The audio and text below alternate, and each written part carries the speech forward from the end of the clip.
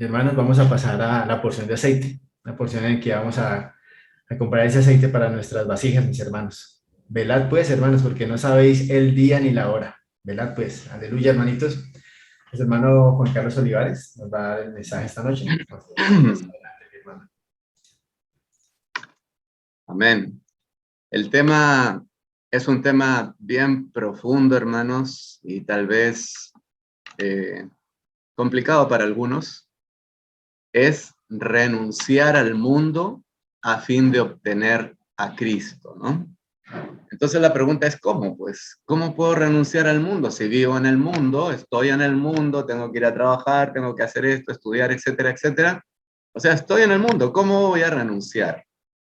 Bueno, ese es el punto que vamos el primero, ¿no? Renunciar. Pero vamos a renunciar ¿para qué? Para ganar algo que es mejor.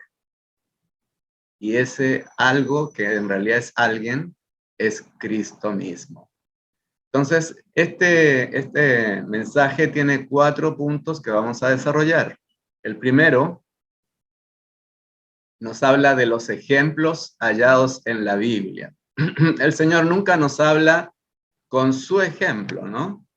Si nos habla por medio de personas que ya hicieron lo que nos está invitando a hacer. Personas que renunciaron al mundo para poder ganar más Cristo. El segundo punto habla de la recompensa de ganar a Cristo. O sea, ya renuncio al mundo, voy en pos de Cristo, pero ¿cuál es la recompensa de eso? Él también lo da. El Señor es bien claro y preciso en las cosas que Él habla, ¿no? El tercer punto es el gozo venidero que proviene de gastarnos por causa de Cristo.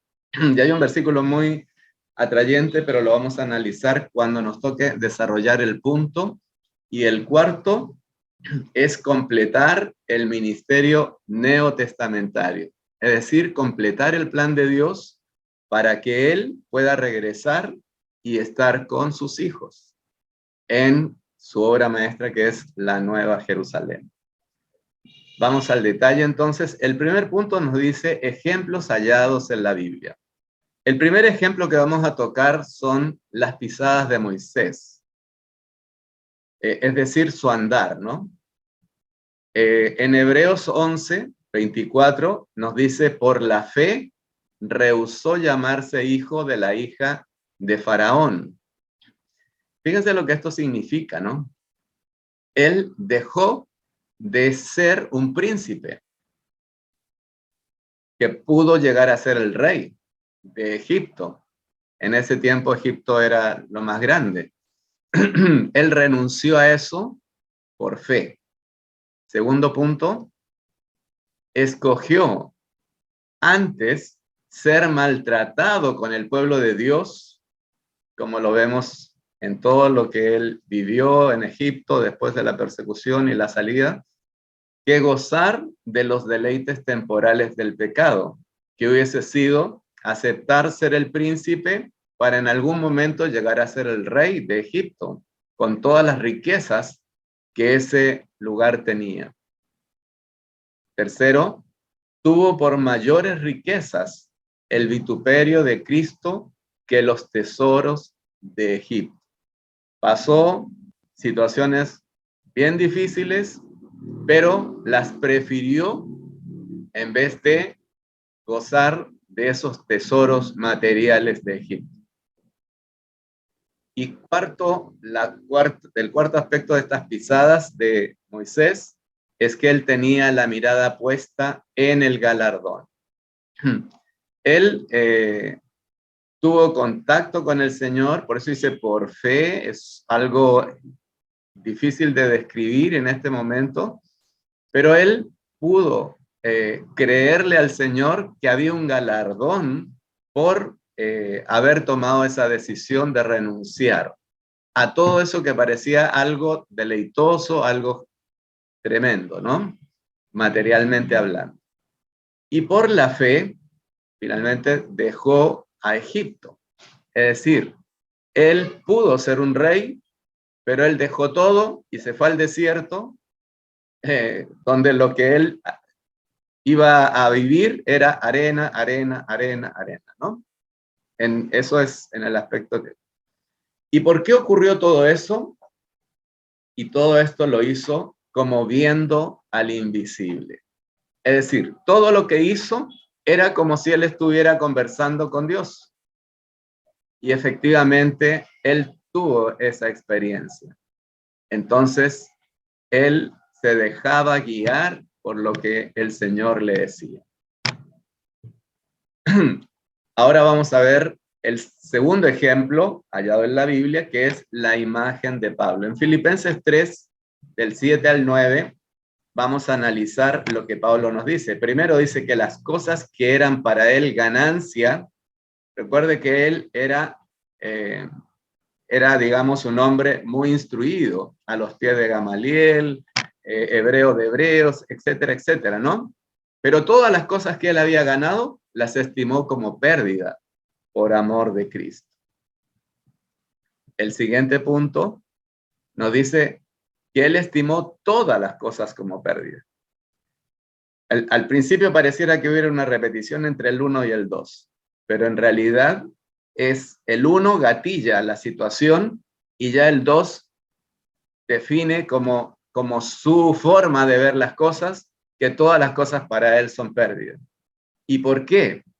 Por el 3, por la excelencia del conocimiento de Cristo. Ese hombre perseguía a los cristianos. Y camino a Damasco tuvo este encuentro con Dios, con el Señor. Y fíjese cómo él reacciona. Cuando él cae al piso por esta luz que resplandece delante de él, él dice, ¿quién eres, Señor? No conocía, de oídas, como dijo Lot, pero él no conocía. Y en ese momento, cuando el Señor le contesta, yo soy Jesús a quien tú persigues, él, me imagino, que dijo, pero imagínense, le están hablando una voz del cielo y él estaba persiguiendo a los que estaban en Damasco. Entonces, ¿qué tiene que ver este que me está hablando con los que están allá? Y ahí se dio cuenta de algo, hermanos.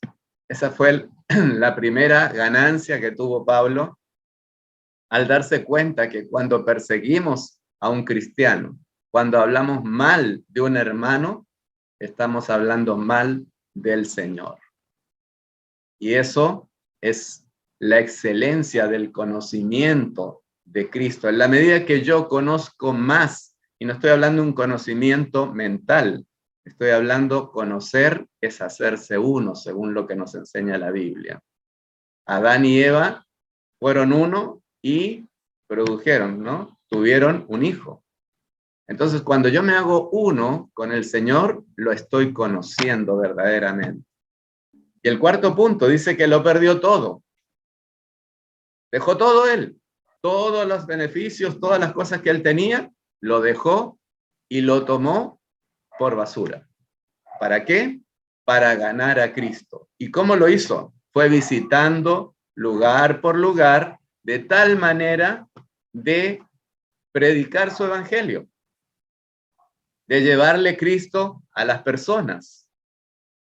Y él, como dice en el quinto punto, versículo 9, fue hallado. Él fue hallado en Cristo. Y hay algo precioso, hermanos. Él pudo decir, y ojalá todos tengamos esa meta. Él pudo decir en un momento dado, ya no vivo yo, mas Cristo vive en mí. Es decir, él estaba en Cristo, pero no solo eso.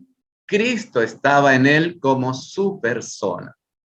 O sea, él no tenía que preguntarle, ¿y qué hacemos hacia afuera? No, él se dejaba guiar por el hablar de Cristo como su persona. Por eso dice ese versículo, y lo que ahora vivo, lo vivo. Es decir, Cristo lo va guiando. Esa es la imagen de Pablo. Vamos al siguiente punto. Estamos hablando de renunciar al mundo a fin de obtener a Cristo. ¿Cuál es la recompensa de ganar a Cristo? En el caso de Moisés, llegó a ser aquel que introdujo el ministerio antiguo testamentario. O sea, primero estableció la ley. ¿Qué era la ley? ¿Los 10 mandamientos? No, la ley era un testimonio de Dios entre los hombres. Todo el mundo cree que la ley son los 10 mandamientos. Eso no es la totalidad de lo que es la ley. La ley es un testimonio de Dios dado a los hombres. El siguiente punto, edificó el tabernáculo. Fíjese lo que esto significa, ¿no? Una morada de Dios entre su pueblo. En ese tiempo era algo físico. Ok. Siguiente punto. Estuvo calificado para entrar en el reino. Lo dicen los versículos, por tiempo lamentablemente no podemos introducirnos, pero después se les va a pasar esto para que ustedes lo estudien, hermanos. Un segundito. Antes de Pablo, un segundito, quiero un poco que veamos esto. ¿Quién es Moisés? ¿Qué hizo Moisés? Introdujo este ministerio antiguo testamentario, ¿no? Que nos da lo que sería el plan de Dios de manera objetiva. ¿Qué significa eso? Que lo podían ver. El testimonio de Dios era algo visible, eran las tablas de la ley. Perfecto. El tabernáculo hablaba de la morada de Dios. Perfecto. Entonces todo era algo visible en físico. Pero tenemos el segundo testimonio, que es Pablo, donde su recompensa fue llegar a ser aquel que introdujo el ministerio neotestamentario. Que ya estamos entrando en lo que sería algo subjetivo, algo que no se produce fuera de nosotros, sino que Él lo trae a ese Cristo dentro de nosotros. Y fíjense que Él completó la palabra de Dios. 14 epístolas de las 66, de los 66 libros que tiene la Biblia, 14 los hizo Pablo. ¿Solo? No. Solamente él escribió lo que Dios le daba. Entonces, completó la palabra, es decir, la revelación de la economía neotestamentaria de Dios. ¿Qué significa esto de la economía para los que por primera vez están en una reunión como esta? La economía no tiene que ver con la parte financiera, ¿no? La economía tiene que ver con la mayordomía, cómo llevar a cabo el orden que debe haber en una casa. Eso es la economía, cómo el plan de Dios se va desarrollando de acuerdo a lo que Dios determinó. Entonces, Él da a conocer este plan de Dios a las personas y así el hombre va enrumbando su caminar hacia Dios. El punto B nos dice que edificó el cuerpo de Cristo, es decir, la morada de Dios en el universo. ¿Y cuál es esa morada? Nosotros, hermanos. Cuando nosotros decidimos que Cristo es mi Señor y mi Salvador, aquel que pagó el precio por mí, ¿no? Porque si no lo hubiese tenido que pagar yo. Y la paga del pecado es bien clara. La paga del pecado es muerte. Entonces, ¿qué me esperaba a mí? Irme al lago de fuego. Pero Él en la cruz, hermanos, Él en la cruz pagó el precio por mí y por todos ustedes y por todos sus hijos. Entonces, de esa manera se empieza a establecer en su resurrección, se empieza a establecer este nuevo hombre. Por eso que dice, edificó el cuerpo de Cristo. La iglesia es el cuerpo de Cristo, Él es la cabeza. Ahí tenemos un hombre, una cabeza y un cuerpo. Y eso es la morada de Dios. Y también Pablo, por consiguiente, por consecuencia de todo esto que les estamos hablando, recibió también el reino. Él dejó todo de lado. ¿Para qué? Para tener este encuentro con Dios, con el Señor. Lo tuvo en sus comienzos y lo vivió como experiencia toda su vida, hasta el final en esta tierra, ¿no? Él recibió el reino, y lo dice 2 de Timoteo 4, 7 al 8. Entonces, tenemos el segundo punto ya desarrollado. Nos vamos al tercer punto, que nos habla del gozo venidero, ¿no? Que proviene de gastarnos por causa de Cristo. El punto A dice ser recibido en los tabernáculos eternos por todos los que recibieron algún beneficio de parte nuestra. Y usted dirá, pero ¿y cómo es eso? ¿Cómo los tabernáculos eternos? Bueno, cuando el Señor regrese, así se los explicamos de una manera muy simple, todos los que fueron salvos, todos hermanos, si usted le predica a una persona y esa persona decide recibir al Señor, Él es hecho salvo por medio de su predicación del Evangelio. Entonces, todos los que fueron salvos por el Evangelio, gracias a nuestra ayuda, es decir, a nuestra predicación, estarán esperándonos para darnos la bienvenida en los tabernáculos eternos. ¿Qué le parece? Precioso. Encontrarnos con todas esas personas que un día usted le habló, que estaban desesperados, que no sabían qué hacer, que esto, que esto otro, y usted le llevó como el vaso de agua en el desierto. Algo precioso, riquísimo, disfrutable. Ellos reciben al Señor y empiezan a tener todo este proceso de transformación. El siguiente punto dice tener a aquellos que recibieron nuestra ayuda como nuestra corona y gozo en la venida de Cristo. Ahí lo dice 1 Tesalonicenses 2, del 19 al 20. Dice, cuando el Señor regrese, los que fueron salvos por medio de usted lo estarán esperando para darle la bienvenida. Perfecto. Pero hay algo más, hermanos. Los que han sido edificados, abastecidos, pastoreados y guiados por usted, serán incluso una corona sobre su cabeza y serán su gozo delante del Señor y delante de todo el universo. Cuando hablamos de servir al Señor, muchas veces dicen, sí, yo estoy sirviendo al Señor.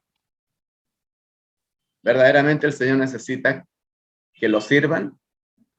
Él lo que quiere es que los sirvamos sirviendo a los hermanos. Él lo que necesita son mayordomos que se dispongan para ayudar a los santos. Por eso está la corona. Es algo adicional a solamente el hecho de haber predicado el Evangelio.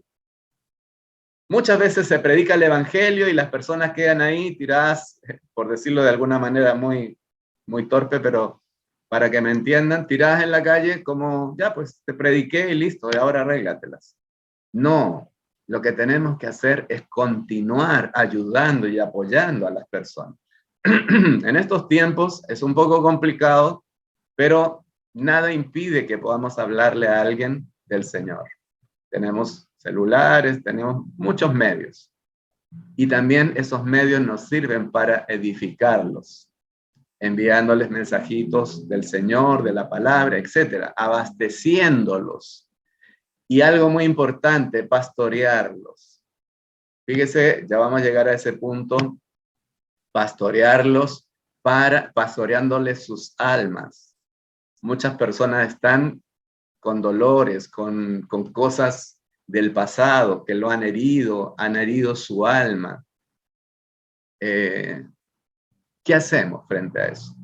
Necesitamos pastorearlos, guiarlos para que ellos miren al Señor, vuelvan todo su ser a Él y solamente, sí, muchas heridas me mencionan, es verdad, muchas heridas producto de distintas experiencias. No es necesario que las podamos, que las nombremos, no tiene sentido. Pero ese pastoreo va a tener una recompensa, hermanos. Y es una corona sobre su cabeza. Y será gozo, su gozo delante del Señor, hermanos. Y esto no es poca cosa. Oh, Señor Jesús, vamos al siguiente punto. Participar. participar en el gozo de Cristo en el reino. La parábola de los talentos, fíjese que nos muestra que la razón de su recompensa, había de 5, había de 2, de 1, ¿no es cierto? La recompensa fue que ellos se preocuparon por otros, conduciéndolos a la salvación y ganándolos para el Señor. Entonces, participar del gozo de Cristo está relacionado, si ustedes se fijan, con todos los puntos anteriores. Si queremos llegar a tener eso, debemos centrarnos. Yo no necesito tener un ejército a quien pastorear. Con uno, comenzar. Si le enseño a ese uno cómo pastorear, ese uno pastoreará a otro. Y yo podré pastorear a un segundo, y así sucesivamente. Y el Señor va avanzando. Esto no es esfuerzo humano, hermanos. No me vayan a malinterpretar.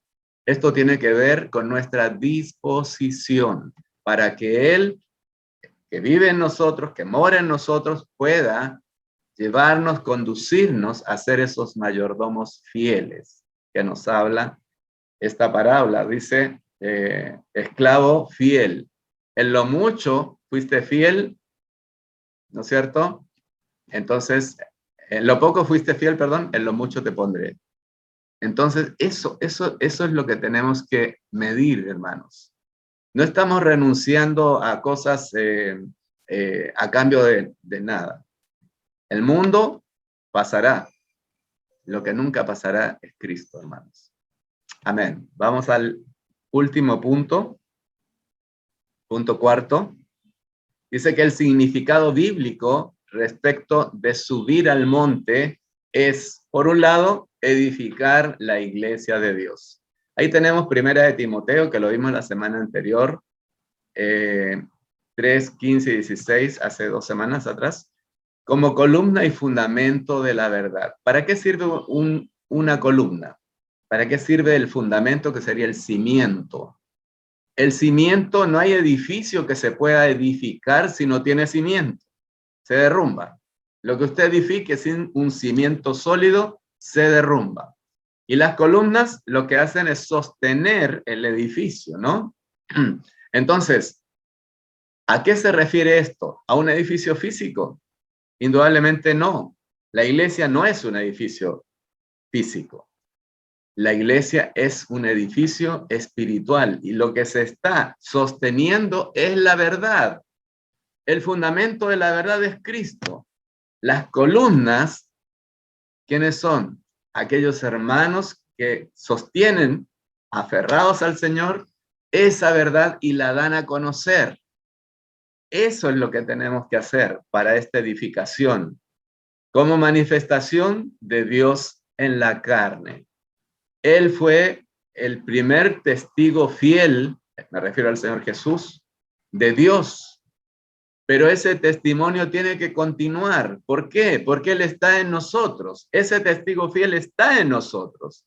Y Él necesita que el testimonio de Dios se dé a conocer a los demás. ¿Para qué? Para que lleguen al pleno conocimiento, como dice 1 Timoteo 2:4, al pleno conocimiento de la verdad. Él quiere que todos sean salvos y que lleguen. Eso es lo más importante para Él, al pleno conocimiento de la verdad. ¿Cuán importante es conocer la verdad, hermanos? Este mundo está lleno de mentiras. El otro día hablaba con un amigo, hablábamos de amigo, y yo le decía, ¿y qué es ser amigo? ¿Cuántos amigos tienes tú en tu vida? O sea, todos nos decimos amigos, pero la verdad es cuando llega el momento, si algo no me gusta, chau. ¿Y dónde está la amistad? La verdadera amistad la podemos establecer con Cristo, que es una relación íntima, hermanos. Siguiente punto. Para la edificación del cuerpo de Cristo. Este es subir al monte. Para la edificación, primero tenemos que llegar a la unidad práctica. Oh Señor Jesús, necesitamos llegar a la unidad práctica. ¿Y cuál es la unidad práctica? Lo tenemos en Juan 17. Así como el Padre y yo somos uno, también nosotros necesitamos ser unos en Cristo. Entonces, esa unidad práctica es parte de lo que se necesita para la edificación. Cuando uno lee Efesios 4, fundamentalmente del 12 al 16, se da cuenta de cómo el Señor está estructurando este cuerpo. Si usted mira su cuerpo, tiene muchos miembros, pero los miembros no están sueltos. Hay ligamentos, hay tendones, hay una serie de elementos, ¿no es cierto?, que nos van uniendo. Si nosotros somos miembros en el cuerpo de Cristo, eso también existe y nos va uniendo para recibir el rico suministro. ¿Y cuál es el suministro? En el cuerpo físico, en la sangre. En el cuerpo espiritual, son las porciones que el Señor nos da a diario. Él mismo se da para ir vivificando nuestro ser, llevando vida a cada miembro de su cuerpo. De esa manera va constituyendo esa unidad práctica. Siguiente punto. Llegar a un hombre de plena madurez. En la medida que el miembro se va desarrollando, ese miembro va tomando solidez en lo físico y en lo espiritual va siendo maduro, de un bebito que nace, ¿no es cierto?, con el nacimiento del Señor que viene a morar en mi espíritu, el que se une al Señor es un solo espíritu con él, dice la palabra. Entonces, bebito nació, pero de ahí empieza a vivir, a crecer. ¿Y cómo lo hace? Comiendo lo que el Señor nos da como nuestro alimento. De esa manera, poquito a poco vamos madurando. Primero seremos niños, luego seremos adolescentes, etcétera, etcétera, etcétera, hasta que lleguemos a esa plena madurez. A esa madurez que nos permita ayudar a otros a ser maduros también. Tercero, llegar a la medida de la estatura de la plenitud de Cristo. Es decir, llegar a ser maduros para ser la novia con la cual el Señor se casará en las bodas del Cordero. Él no se va a casar con una niña, no se va a casar con una jovencita inmadura. Él necesita, y es obviamente algo que nos grafica el Señor para que entendamos la unión que va a producirse en ese momento. Él necesita una mujer madura, ¿no es cierto?, que se una al novio para establecer lo que finalmente será esa ciudad, la Nueva Jerusalén. El siguiente punto. Ante lo anterior, Pablo nos hace una advertencia. Ya no ser niños. ¿Y qué significa esto, hermanos? Que ya no puedo estarme molestando porque me dijeron algo que no me gustó. O que no me dejaron cantar el himno que yo quería cantar, o que no sé qué. Cualquier cosa la que usted me diga. No, ya debemos dejar de ser niños. Debemos que no nos afecten esas cosas. ¿Y cómo ocurre eso? Siendo maduros. Cuando me ha tocado estar con hermanos mayores en la fe, ellos no son de estos parlanchines que hablan y hablan y hablan y quieren siempre ser el centro de la atracción. No, para nada. Hablaban prácticamente nada. ¿Quiénes son los que hablan más en una familia? ¿Les digo quiénes? Los niños. Ellos hablan, gritan, corren, pum, pam, pam. Ellos provocan todas esas situaciones que no permiten, en este caso, que la iglesia llegue a esa plena madurez. Entonces necesitamos salir del estado de niños. Ya no más. E ir en pos de la plena madurez. Es decir, llegar a esa estatura que el Señor necesita que lleguemos. Y esa debe ser nuestra oración. Condúcenos, Dios. Señor, llévanos a esa plena madurez. Necesitamos ser útiles en este caminar. El siguiente punto, hermano. Asirnos a la verdad en amor. Asirnos a la verdad. Yo me imagino, ¿no? Un niño pequeño, el papá se va a su trabajo y él corre y lo abraza, ¿no? Imagínense ese cuadro. Asirse a la verdad es asirnos de Cristo. Él es la verdad. Y hacerlo en amor. ¿Por qué? Porque quiero conocerlo. Porque si no lo amo, no me interesa. Y no me voy a asir a él. Entonces, haciéndome a la verdad, haciéndome de Cristo, puedo crecer en todo, en aquel que es la cabeza, es decir, Cristo. Entonces, si estamos asidos a Él y empezamos a abiertos, recibir de Él todo lo que Él es, lo iremos conociendo y lo iremos dando a conocer también. Esto es de ida y vuelta. Somos un canal que conduce lo que a nosotros nos da. Y el último punto dice, de quien todo el cuerpo. Este es el versículo 16. De quien todo el cuerpo.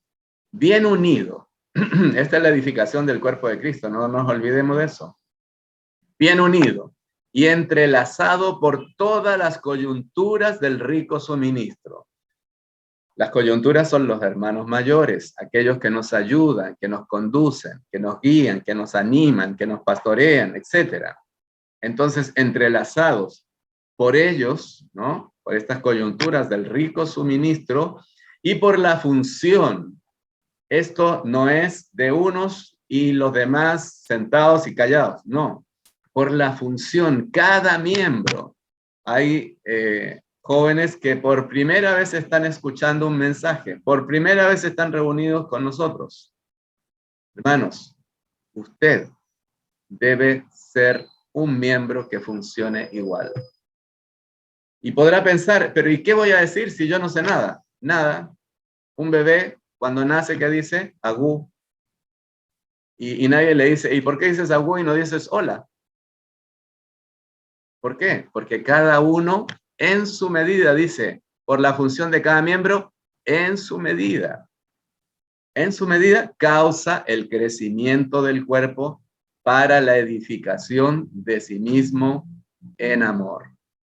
Entonces, si todos, hermanos, estamos ocupados, la palabra preocupado yo no la uso mucho porque pre es antes y ocupado es ocuparme antes de sin hacer nada. Preocupado. No, ocupado.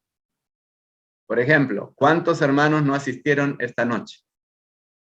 ¿Qué voy a hacer? ¿Los voy a llamar? ¿Estarán enfermos? ¿Qué habrá pasado? Entonces, ahí comienza las coyunturas por un lado y la función de cada miembro, quizás llamarlo, mandarle un mensajito, o esas personas que están acá, que no habían venido por tiempo, mandarle un mensajito, decirle, ¿sabes qué? Estoy feliz que hayas compartido, que hayas podido disfrutar. Y esto no termina acá, hermanos. Esto continúa. El hablar del Señor no es a través solo de la boca de un hermano.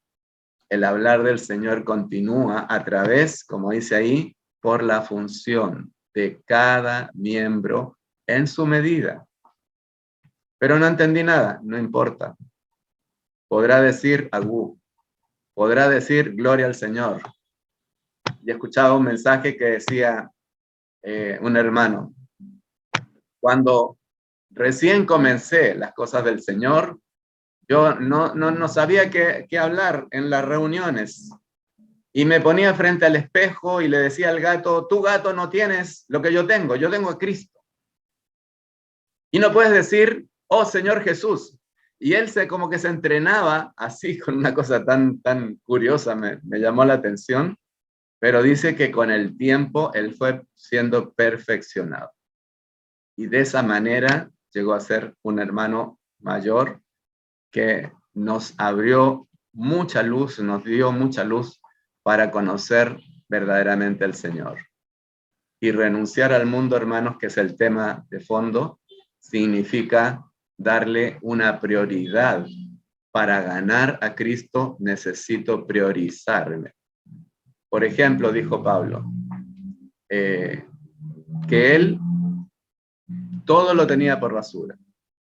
Sí, pero él se gastaba a sí mismo, dijo. Y ese es un versículo que es muy tocante. Él se gastaba a sí mismo, gastaba lo suyo y se gastaba a sí mismo. Por ejemplo, para predicarle a una persona, tal vez es necesario que invierta invitándolo a un café o invitándolo a un almuerzo. Eso es gastar lo suyo.